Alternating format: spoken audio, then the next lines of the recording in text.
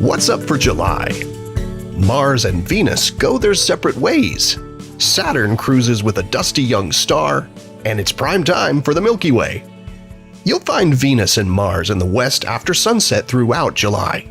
The pair moved ever closer in the sky during June, and they begin July appearing quite near to each other, but it's time for them to part company. You'll notice them trending lower as the month goes on, with Venus in particular being noticeably lower each night. During the second week of July, reddish-colored Mars will appear very close to the blue-white star Regulus. Mars is quite distant from Earth right now and appears at its dimmest for the year in July and August. This month it appears at about the same brightness as Regulus, and you should easily be able to see the difference in their color with your eyes or a pair of binoculars. They're closest together on July 9th and 10th. And on the 20th, the Moon will pass through, appearing just next to Mars. Mercury also pops up quite low in the sky in the second half of July for those with views of the horizon. During July, you'll have giant planets Jupiter and Saturn keeping you company in the late night and early morning hours. And notably, you'll find Jupiter shining brightly beneath the crescent moon on the morning of July 11th. Now, Jupiter appears quite a bit brighter than Saturn, and it's not just because Jupiter is a little bigger. See, the farther away something is in space, the fainter it tends to be, and Saturn's certainly farther away from Earth than Jupiter.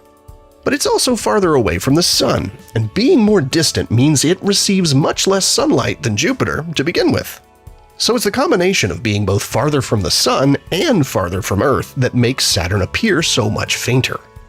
Now, Saturn cruises across the sky with bright star Fomalhaut in July.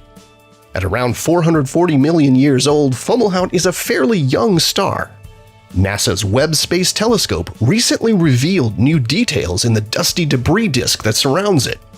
Webb showed that there's much more structure in the disk than was previously known, with 3 distinct belts made of debris from collisions of larger bodies, probably not unlike the asteroids and comets in our own planetary system.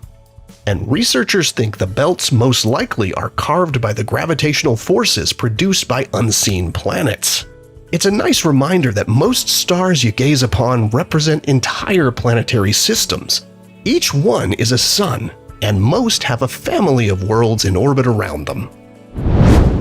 Finally, a reminder that July is prime time for viewing the bright core of our home galaxy, the Milky Way. The Milky Way core is visible looking toward the south in July as a faint diagonal band of light as soon as it's fully dark. Packed with enormous numbers of stars along with dark clouds of dust, you can view its faint glow with your own eyes from locations away from bright urban centers. So if you have the opportunity to go camping or skywatching away from the city, it's truly one of the most awe-inspiring sights of the night sky and not to be missed. Here are the phases of the moon for July.